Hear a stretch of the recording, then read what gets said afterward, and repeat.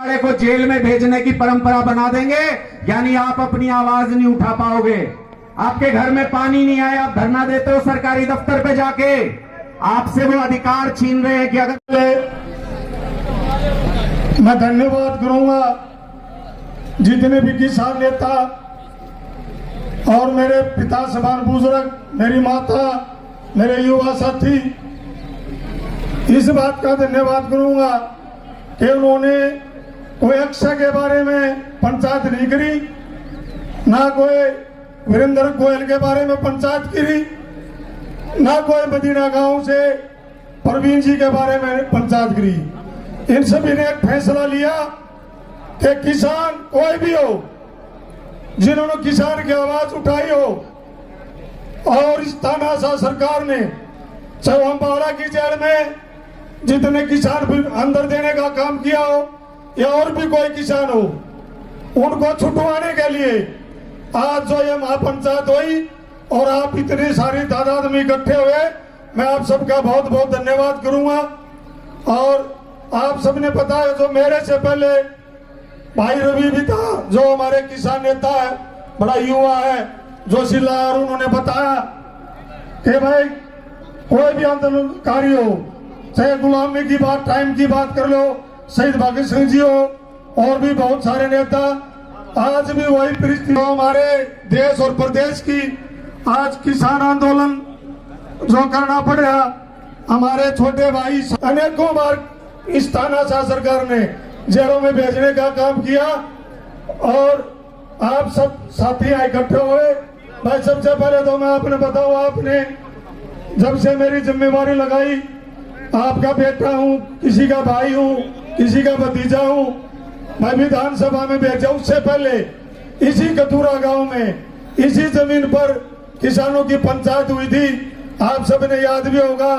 उस पंचायत में भी अक्षय भाई था छोटा, और हमारे कई नेता थे, किसान नेता। उस टाइम भी किसान आंदोलन शुरू नहीं हुआ था, उससे पहले पंचायत हुई, उस पंचायत में भी मैं आया था। और उस पंचायत में मैंने एक बात कही थी, भाई अगर मेरे को विधानसभा में जाने का मौका दिया, जब तो टिकट नौबत और अभी नहीं थी, बहुत दूर थी टिकट की बात, विधानसभा की बात, लेकिन उस दिन एक आपके बेटे ने जो जबान दी थी, आपके भाई ने, अगर मेरे को विधानसभा में भेजने का आपने मौका दिया और मैं गया, तो किसान की आवाज को कभी दबने नहीं दूंगा, यह आपके बेटे ने एक जबान दी थी। और आपने देखा 3 दिन पहले विधानसभा सत्र था, जब प्रदेश के मुख्यमंत्री मनोहर लाल खट्टर ने पहले दिन बजट पेश किया, तो उन्होंने एक छाती में हाथ मार के एक बात कही थी कि मैं किसान हूं, किसान का बेटा हूं। लेकिन आपके बेटे ने, आपके भाई ने जब बोलने का आपका मौका आया, जो मनोहर लाल खट्टर को बताया कि आपकी ना तो किसान के बेटे हो, ना आप किसान हो, आप अगर 1% भी किसान का कोई अगर गुण होता, तो अक्षय जैसे साथियों को जेल भेजने का काम नहीं करते। और मैंने कहा, अगर आप एक भी गुण किसान का होता, तो किसानों को सिर फुड़वा के लाल माथे करने का काम नहीं किया होता। मैंने कहा खट्टर साहब को, खट्टर साहब आप किसान नहीं हो, आप झूठ बोल रहे हो। अगर आप किसान के बेटे होते, जब 13 महीने किसान आंदोलन चला, हमारे कई किसान शहीद हुए, लगभग 150 के करीब। 4 किसान तो मेरे हल्के गए, मेरे अपने गांव के थे, चाहे वो बरौदा की बात हो, चाहे वो मदीना गांव की बात हो, चाहे वो गंगाना गांव की बात हो। 4 साथी किसान, मेरे सम्मानित किसान, 13 महीने किसान आंदोलन ने साथ दी थी। और मैंने कहा कि आप अगर किसान के बेटे हो, तो आज जो विधानसभा में आपने जो बजट पेश किया, तो आप कानून लेके आते, MSP गारंटी कानून लेके आते। अगर आप किसान के बेटे होते, तो मैंने कहा कि जो किसान शहीद हुए 13 महीने जब आंदोलन चला, आप उन किसान परिवारों को आर्थिक सहायता देते या उनको घर में सरकारी नौकरी देने का काम करते। मैंने बार बार मुख्यमंत्री को टालने का काम किया, आपकी ताकत से। मुख्यमंत्री को बिल्कुल ललकार के बोला मैंने, और मैंने मुख्यमंत्री जी को कह भी दिया था कि हम ना दबने वाले हैं, ना फेंकने वाले हैं। एक साथी था, हमारा भाई है, उन्हें कहा कि विपक्ष भी कहीं कमजोर है। आपका जो विपक्ष आज कहीं कमजोर नहीं है। आपने देखा विधानसभा में लड़ाई लड़ते, चाहे नेता प्रतिपक्ष चौधरी भूपेंद्र हुड्डा जी हो, और चाहे लोकसभा की बात करें भाई दीपेंद्र हुड्डा हो, किसान की, मजदूर की, आपकी आवाज उठाने का काम करते हैं। आज फिर क्या करें, इनके पास एक आंकड़ा है, इनके पास एक सरकार है, विधानसभा भी में हमको बाहर निकालने का काम करते हैं, धक्के मार कर बाहर निकालते हैं, लेकिन आपकी आवाज को ना कभी दबने देंगे ना झुकने देंगे। रही आज की बात, मैं पंचायत आज, मैं फिर भी हम पार्टी के विधायक हैं, आप भी नहीं चाहते आगे पार्टी की इसमें बात आवे।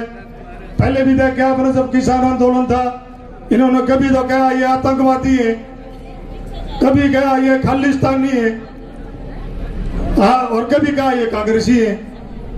मैं हम इस आंदोलन को पार्टी की तरफ लेके जाना नहीं चाहते कभी भी, हम ना लेके जाएंगे, लेकिन आज एक विश्वास दिलाता हूं आपके बीच में, मैं हमारी जो भी जिम्मेवारी लगेगी, किसान, पंचायत, कोई भी जिम्मेवारी लगा दियो, आपसे 2 कदम आगे बढ़ने का काम करा, पीछे नहीं रहेंगे। और हमने तो घोषणा भी करा किया भाई, मैं जब भी सत्ता में आएंगे, जो किसान परिवार शहीद हुए हैं उनको शहीद का दर्जा देंगे और हर परिवार में सरकारी नौकरी और आर्थिक मदद देने का काम करेंगे। और इसके अलावा आज भी अगर रही अक्षय की, इन तीनों भाइयों की, ये कोई आतंकवादी नहीं थे भाई, ना ही न कोई अपना स्वार्थ है, ना ही अपने परिवार के लिए जेल में गए, ना इन्होंने अपने लिए लड़ाई लड़ी। इनके तो हम धन्यवाद हैं, हमारे भविष्य, आने वाले भविष्य की, आपकी और हमारी लड़ाई लड़ने का काम इन्होंने किया। और एक हमारा भी फर्ज है, आपका भी, के साथ लड़ाई लड़ने का काम करना है, लेकिन एक बिल्कुल शांतिपूर्ण।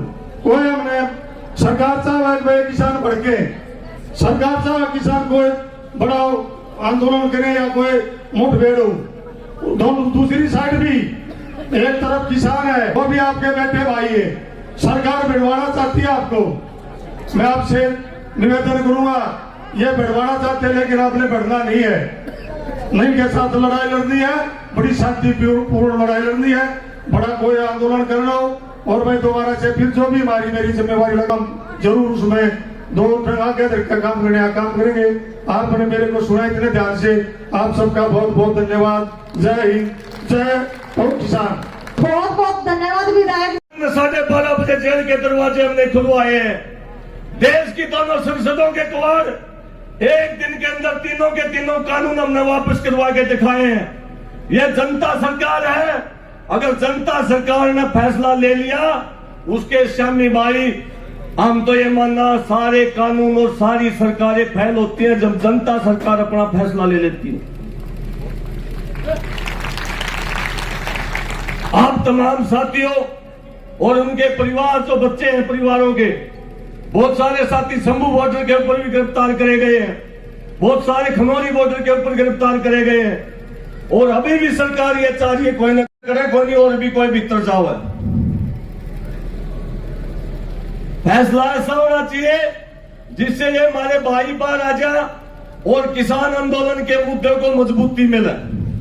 ठीक कहीं, गलत कहीं